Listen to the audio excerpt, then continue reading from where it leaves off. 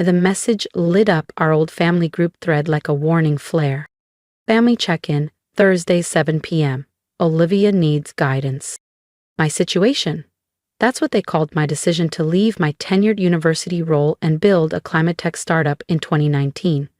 For 5 years, I'd endured their veiled concern, awkward silences, and relentless reminders about 401k and stability. I parked outside my childhood home in Charleston, South Carolina. The colonial brick facade hadn't changed. Neither had their view of success: titles, tenure, and tailored suits. Dad's Tesla was parked neatly beside my sister Lauren's sleek Audi. I pulled up in my dusty 2011 Subaru. It stood out. So did I. My phone buzzed. Dev, my CTO. Forbes drops at 8 p.m. EST. You ready? I typed. Perfect. Family lecture starts at 7. He replied instantly. Want me to fake a server crash so you can escape? Tempting, but no. This'll be worth it. I checked the mirror. Plain black blazer, white tee, pulled back curls, no jewelry.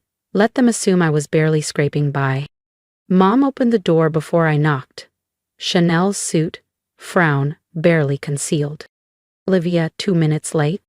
Precision is overrated, I smiled. Not in business, she sniffed, guiding me into the parlor. It was staged like a corporate ambush. Dad flanked the fireplace. Lauren and her husband Colin occupied the leather settee. Aunt Moira, Mom's sister, sat poised with a notepad. And of course, Allison, Lauren's best friend and smug management consultant. Lauren greeted me with a glossy grin. Cute blazer, Zara. Thrifted. She blinked. Sustainable, I added. Dad cleared his throat. Let's begin. We're here because we're concerned about you, Olivia. I took the most awkward, creaky chair in the room, positioned perfectly to face every skeptical expression. Concerned about your decisions, Mom corrected. 5 years ago, you had everything. Tenure track at Georgetown, that beautiful loft in D.C. And Evan, she added sharply, the financial analyst they'd practically married me off to in their heads, before I ended the engagement and launched my own company. And now, Dad gestured vaguely, a 1-bedroom rental above a bakery and a car from 2011. You've thrown away a future for some climate tech thing? Startup, Colin chimed in helpfully, eyes gleaming with condescension.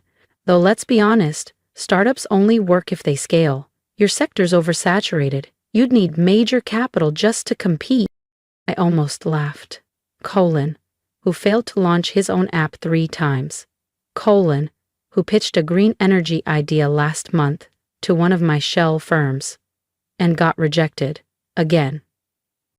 We just want to help, Lauren said sweetly. It's not shameful to walk away from something that isn't working. Georgetown would rehire you, Aunt Moira offered. Barbara's daughter just made full professor at Stanford, youngest in their department. She paused with intent. That could have been you. I checked my watch, 7:43 p.m. Forbes would publish in 17 minutes. You still haven't told us what your company does, Mom huffed. So much secrecy. And for what? Where's the proof? Dad rose to full CEO height. We're here to fix this before it's too late. Lauren's phone buzzed. She glanced, froze, then stared harder. Oh my God, she breathed. Why is your face on the Forbes 30 under 30 list? The room fell silent, wine glasses half raised, eyes locked. Colin snatched the phone. That's not possible, Colin muttered, scrolling with shaking fingers. This can't be right. Olivia Ramirez, 34, founder and CEO of Solterra Innovations, valued at $2 billion, I supplied calmly, folding my arms. Well, technically 3 now. We just finalized another acquisition this morning. Dad sank back into his chair like the air had left the room. $3 billion? Would you like to know what we actually do now? I pulled out my tablet and opened our latest investor deck. The glowing title read, Solterra Innovations, the Future of Sustainable Infrastructure. We build adaptive energy systems for disaster-prone regions, hybrid tech integrating AI, solar grids, and modular water storage. We've signed contracts with FEMA, the E-Climate Council, and just last month, Tokyo. Lauren's mouth fell slightly open. The apartment you all keep criticizing? Smallest unit in the EcoSmart building I own. The old Subaru? Bought intentionally, reliable, understated, like most of my best assets. Mom's wine glass wobbled in her hand. But you never said? You never asked, I said, voice even. You were too busy treating my career like a cautionary tale. I stood, adjusting my thrifted blazer. You wanted to fix me. But I wasn't broken. Emma's phone buzzed violently. I could see headlines lighting up her screen. Forbes, the billionaire you've never heard of until now. James looked like he'd bitten into a lemon. Aunt Moira had already whipped out her phone, probably dialing Barbara. Dad just whispered again, 3 billion. Marcus's message came through. CNBC rescheduled to 9. Don't be late. That's my ride, I said. Unlike the Subaru, this one's electric and comes with a film crew. Paused at the doorway. You know what they say. Success is louder when you let people think you're losing. Then I left. If Olivia's quiet rise and bold reveal moved you, don't forget to subscribe. Her story's just getting started, and you won't want to miss what comes next. Oh, and Lauren? I paused at the door. That green energy startup Colin pitched last month, the one Bennett Ventures turned down? She blinked. I smiled. That's my investment firm. I left them there, clutching their wine glasses and worn-out pride, surrounded by luxury brands and their outdated idea of success. Outside, a sleek, driverless Lucid sedan waited to take me to the CNBC. Sometimes the best revenge isn't proving people wrong. It's letting them realize they never really knew you at all. And I was just getting started. The CNBC interview was the spark. By midnight, my inbox and phone were flooded. Classmates I hadn't heard from in a decade suddenly remembered our bond. Cousins I barely knew messaged me, saying they always believed in me. And most predictably, my family. Mom, Olivia, please call us. Lauren, why didn't you tell me? I'm your sister. Colleen, about that pitch. Maybe we could grab lunch? Dad, you had all this success and kept it from us? I ignored them. Marcus's message lit up my screen. Solterra stock up 12%. Tokyo's live. Board's ready for tomorrow. By morning, I walked through Solterra's headquarters, glass, light, and code humming through every surface. The security guard gave a crisp nod. Good morning, Miss Ramirez. Aya, my executive assistant, met me at the elevator. Your family's been calling since 6. Your mother even tried to charm her way past reception. I laughed softly. Protocol? Followed. Of course. Any other surprises? Lauren just posted about her brilliant tech CEO sister. Tagged you. I waved it off. Let her chase the clout. My top-floor office was sleek, private. Screens showed silent news headlines. Solterra CEO quietly redefines climate tech. $3 billion 0 cents empire built in plain sight. Enough. Ms. Ramirez, your 9 a.m. is here. I turned, expecting a VC. It was Evan, the ex-fiancé my parents never forgave me for walking away from. Olivia, he said, attempting that same practiced grin. You look successful. I look exactly the same as when you called my startup dreams adorable and said I'd be back in 6 months, I replied, staying comfortably seated. He shifted. Your mother may have mentioned your company had offices here. I thought, given our history, I interrupted. You should remember, I don't entertain people who once told me tech was for men with MBAs, not women with idealism. He flushed. You also said, and I quote, they'll always hire someone like you in consulting. Diversity hires are in fashion. I pressed the intercom. Maya, please escort Mr. Lang out and update security protocols. As Evan was led away, my actual 9 a.m. arrived. Sarah Chin, the legendary VC behind 5 unicorns and counting. Entertaining morning? She asked, glancing toward Evan's exit. Just clearing old clutter, I smiled, pulling up our deck. Shall we talk about the future instead? The meeting was sharp, efficient, exactly what I needed before my noon board meeting, our first since the Forbes drop. I entered the boardroom to straighter backs and more attentive nods. Amazing how a billion-dollar valuation improves your credibility. Before we begin, I said, taking my seat, yes, the Forbes article was intentional. No, it doesn't change our strategy. Marcus pulled up our latest figures. Steep, clean, powerful. Our stealth phase worked. We're not ahead of the market, we are the market. An older investor cleared his throat. The visibility changes things. Your family. My family is not part of this company's leadership, I said flatly. What matters is this Project Helix. As I revealed our next-gen AI platform, Maya slid me a note.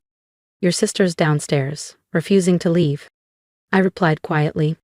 Send her to conference room C, the one with the plastic chairs. Then I got back to business. I finally made my way down to conference room C. She'd been waiting nearly 2 hours. Her designer blowout was starting to frizz, and her Prada tote was clutched to her chest like a life vest. Seriously, Olivia? She snapped the moment I stepped in. You couldn't tell security who I am? I'm your sister. They know exactly who you are, I replied calmly, sitting across from her. That's why they followed protocol. She faltered, then sighed. Mom's crying. Dad didn't even go into the office today. They feel betrayed. Betrayed? I lifted an eyebrow. By what? That I succeeded? That I didn't need their approval or their interference? It's not like that. We're family. We should have been part of this. Like I was part of your life? I asked. All those dinners where you and Colin bragged about bonuses and IPOs. Those charity galas where Mom introduced you as her successful daughter and me as Olivia. She's figuring things out. Lauren flinched. That's not fair. We didn't know. Because you never asked, I said. You didn't want to know. She looked around. Now that we do, can't we start over? Colin would love to collaborate. I opened my tablet. Colin? The same Colin with 3 failed ventures, SEC warnings, and a rapidly shrinking trust fund? That Colin? Her face reddened. You. I know everyone who tries to do business with us, including that he's been calling me amateur hour to investors. She paled. He wouldn't. The recordings are thorough. I stood. Now, if you'll excuse me. She grabbed my arm. What do you want, an apology? Fine. I'm sorry. We're all sorry. Just don't shut us out. I looked down at her manicured hand resting on my thrifted blazer. The one she mocked last night. I don't want anything from you, Lauren. That's the point. I built all of this without any of you, and that's exactly how I'll continue. But we're still family. Are we? I gave a soft, sad smile. Family believes in you before the Forbes article? Her hand slipped away. Another alert buzzed across my phone. Meeting confirmed. Governor's office, 2:30 p.m. I turned to leave. Mom and Dad, Charleston's about to become a tech capital. That's what I've been working on. I'm sure they'll all suddenly become very interested in my situation, I said dryly. As I walked away, leaving Lauren behind in the sterile conference room, Maya fell into step beside me, tablet in hand. Your parents are hosting another family meeting tonight, she noted. Your Aunt Moira's already called 3 reporters trying to claim she mentored you. I gave a quiet laugh. Let them scramble, let them spin. Success is the best revenge. But silence? Silence is the best response. The elevator doors opened. Sarah Chin stood waiting, flanked by a delegation of international investors. Ready to change the world? She asked, smiling. I straightened the same thrifted blazer Lauren once mocked. Tomorrow it would be splashed across a dozen media outlets as the new symbol of understated power. Always, I replied. The most disruptive ideas come from the people no one saw coming. Behind me, I could hear Lauren's heels echo down the corridor.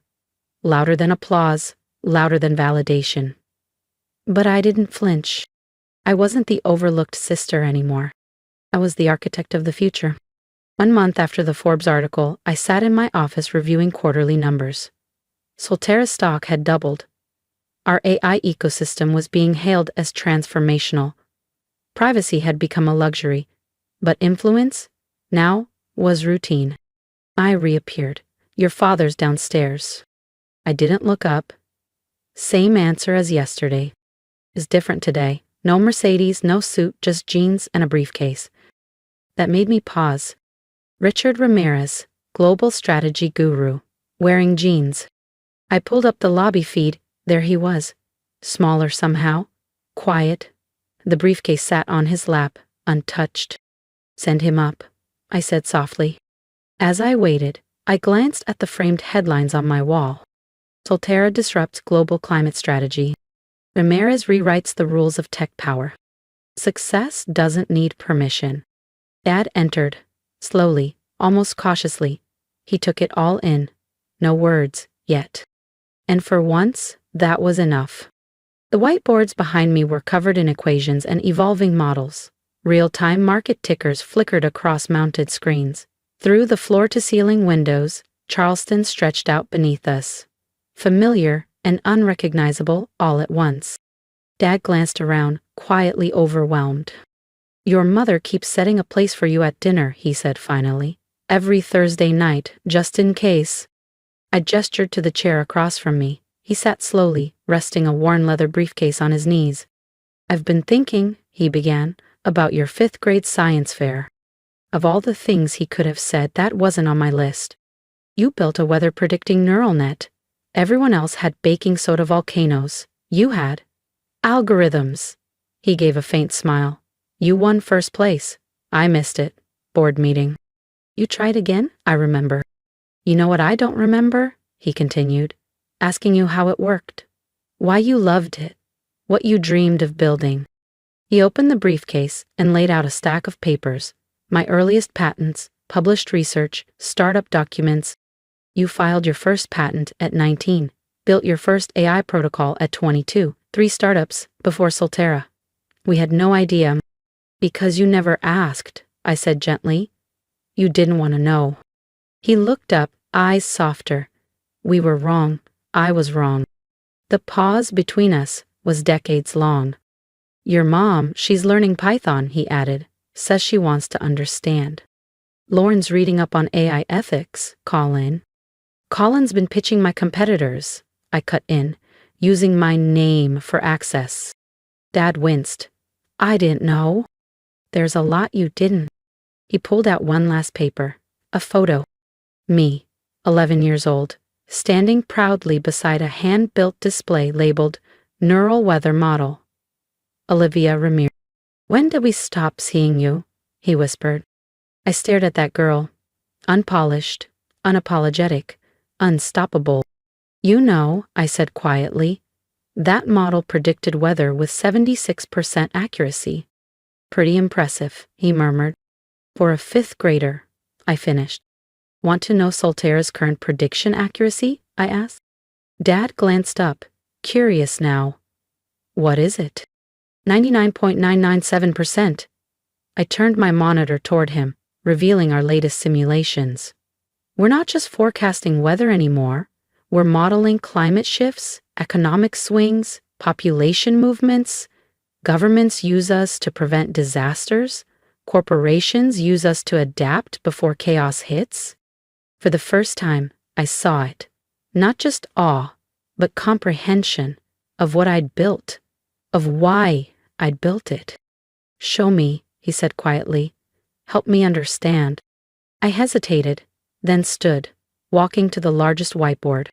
It starts with neural mapping, I explained, drawing pathways. Then we layered in quantum processing. For the next hour, I walked him through my life's work. He asked questions, smart ones, thoughtful ones. When I finished, he was silent. I have a confession, he said. Bennett Global is struggling. The old model's failing. Everyone wants AI now. I know, I said gently. Your stock dropped 42% last quarter. He chuckled. Of course, you know. You probably knew before I did. I'm not here for help, he added. I'm here because I'm proud of you. Not for the money, but the vision. We faced the window, watching Charleston stretch below us. What if, I said slowly, the next family dinner happened here? A real tour, no assumptions. I'd like that, he replied, then added, James? No plus ones, I said. Emma's learning. He's already cost them. I know. You bought their debt? Through Shell Company. She's still my sister. He nodded. Thursday at 7? Tell Mom to wear flats, I smiled. It's a long walk. After he left, Maya entered with coffee. Your mother called 3 times. Clear my evening, I said, pinning one last headline to my wall. Olivia Ramirez redefines the future and the meaning of family. It was time they saw it too. If you've ever been underestimated, you know how lonely but powerful that silence can be. I'd love to hear from you. Drop a comment below. Tell me about the moment you stopped waiting for permission. And if my story resonated, please subscribe. Your support helps share voices like mine with the world.